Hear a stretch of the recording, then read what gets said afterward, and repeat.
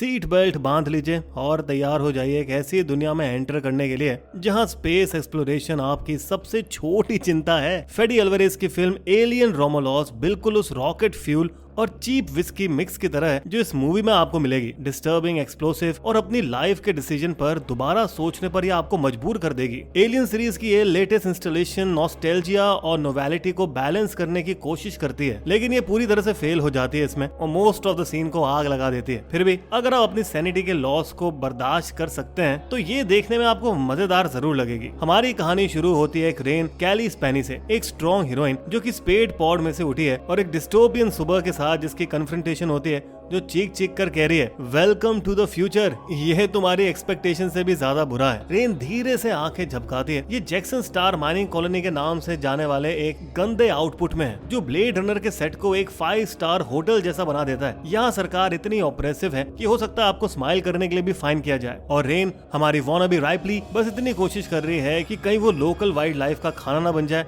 या फिर corporate system का एक और कॉग नहीं बन जाए। अब मिलते हैं एंडी से, रेन का टेक्नोलॉजिकली एडवांस भाई जो एक फ्यूचरिस्टिक कैन डॉल लगता है लेकिन सॉफ्टवेयर बग के साथ। इनका रिश्ता एक हार्ट वार्मिंग मिक्स है ऑकवर्ड टेक्निकल ग्लिचेस और ब्रदरली लॉयल्टी का। बिल्कुल वही इमोशनल बैगेज जो आप चाहेंगे जब आप एक स्पेस कॉलोनी से भागने की कोशिश कर रहे हैं जो एलियंस के पावर लॉस के बाद कभी भी ओवररन हो सकती है। एंडी अपने डिजिटल दिल के साथ रेन के लिए कम्प्लीटली डेडिकेटेड है, उनके लेट फादर के डायरेक्शन की वजह से, क्योंकि कुछ भी फैमिली वैल्यूज को एक्सप्रेस नहीं करता, जैसे अपने बेटे को पैरानॉइड बॉडीगार्ड बनाना। इन दोनों का ग्रैंड प्लान है जैक्सन स्टार से भागना, फेस हगर या फिर ब्यूरोक्रेटिक रेड टेप के नीचे दबने से बचने के लिए। नेचुरली सरकार के कुछ और प्लान्स हैं। रेन के इंटरप्लैनेटरी फ्लाइट के रिक्वेस्ट को रिजेक्ट करके उन्होंने उसे 6 साल की स्पेस गुलामी का आदेश दिया। जब आप सोचते हैं कि चीजें और ज्यादा बुरी नहीं हो सकती, तब रेन और एंडी सार्कास्टिक स्पेस फायरिंग जेन जी कॉलोनिस्ट के एक ग्रुप से मिलते हैं जिनका प्राइमरी सर्वाइवल स्ट्रेटेजी उनकी गुलामी को लेके गुस्सा है। स्टैंडर्ड जेन जी फैनफेयर। लेकिन रुको, और भी है। रेन के फ्रेंड इंक्लूडिंग उसका बॉयफ्रेंड टाइलर डिसाइड करते हैं कि वो अपनी क्रैम्पेट कॉलोनी के रिलेटिवली स्पेस कॉन्फाइन में रहने के बजाय शैडो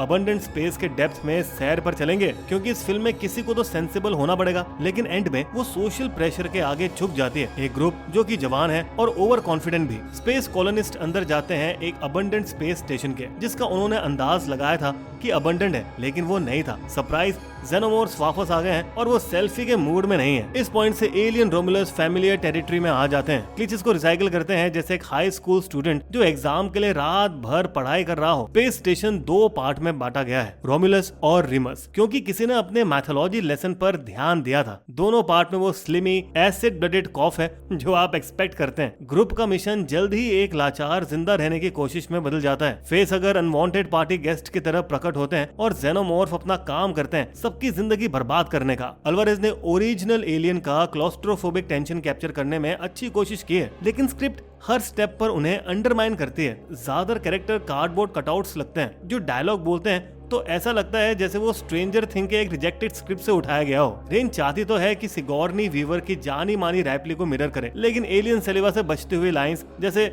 हमें यहाँ से निकलना होगा बोलना मुश्किल होता है। फिर आता है एंडी, जो शायद पूरे मेस में सबसे इंटरेस्टिंग कैरेक्टर है। ये भी उतना ज्यादा नहीं कह रहा। एक एंड्रॉइड के रूप में जो सबसे बुरे मोमेंट्स में माल फंक्शन करता है, जो मूवी का एक वॉकिंग मेटाफर है। शुरू स्ट्रॉन्ग है लेकिन फाइनल एक्ट में ग्लिच कर जाता है। एक पॉइंट पर एंडी को रिप्रोग्राम किया जाता है एक पुनर्जीवित वर्जन इयान होम्स ऐश से, जो ओरिजिनल एलियंस है, और उसके बाद वो अपनी बहन की सेफ्टी के बजाय एलियन स्पेसिमेंस को बचाने में ज्यादा इंटरेस्टेड हो जाता है। एंडी जो शुरू में एक स्वीट थोड़ा इंसेन भाई था, अब एक कॉर्पोरेट मजदूर बन जाता है। ये ट्विस्ट जितना प्रिडिक्टेबल है उतना ही डिसअपॉइंटिंग है। और फिर भी अब एंडी के एग्जिस्टेंशियल क्राइसिस के दौरान थोड़ा सा सिंपैथी फील करने लगते हैं। क्राइसिस की बात करते हुए चलिए डिस्कस करते हैं थर्ड एक्ट को। अरे वाह, कहाँ से शुरू करूं? चलिए इमेजिन करिए एलियन रेजरेक्शन और द थिंग का एक बेबी होता है और वो बेबी बड़ी होती है एक डाइट ऑफ बैक CGI और क्वेश्चनेबल प्लॉट डिसीजन पर। ये last third of alien Romulus का एक परफेक्ट निचोड़ है। एक सीन में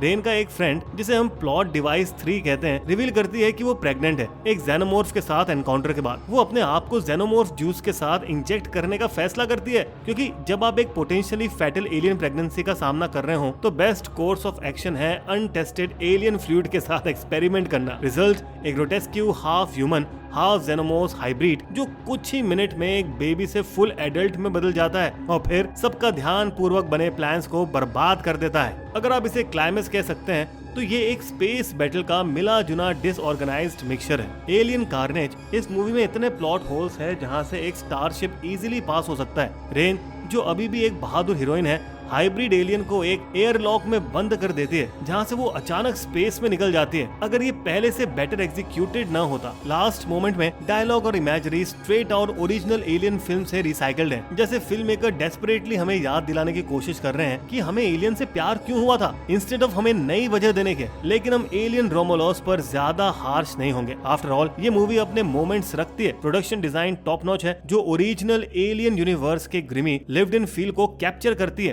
प्रैक्टिकल इफेक्ट, खासकर जेनोमॉर्फ, जेन्युइनली इंप्रेसिव है, जो अल्वारेस के डेडिकेशन को दिखाता है। एक ब्रिलियंट सीन है जो जीरो ग्रेविटी और तैरते एसिड ब्लड इन्वॉल्व करता है। आखिर में एलियन रोमुलस एक फ्रैंकेस्टाइन मॉन्स्टर जैसी मूवी है, अपनी पिछली फिल्म से परफेक्टली मेल खाती, और फिर भी इसके सब फ्लॉज के बावजूद कुछ तो बहुत ज्यादा एंटरटेनिंग है पूरे मैस में। ये सिनेमैटिक है। एक डाई हार्ड एलियन फैन है जो फिल्म के कई शॉर्ट कमिंग को ओवरलुक करने के लिए तैयार है, तो एलियन रोमुलस शायद आपकी टिकट के प्राइस के लायक हो सकती है। बस ये मत सोचेगा कि ये एक मास्टरपीस होगी। ये एक फिल्म है जो ये एग्जैक्टली जानती है कि ये क्या है, एक कैओस। फ्यूचर हिस्टोरियंस और सिनेमा के दीवानों का स्वागत है एक नए एक्सप्लोरेशन में, जो सिनेमैटिक नैरेटिव के छुपे राज पर से पर्दा उठाएगा।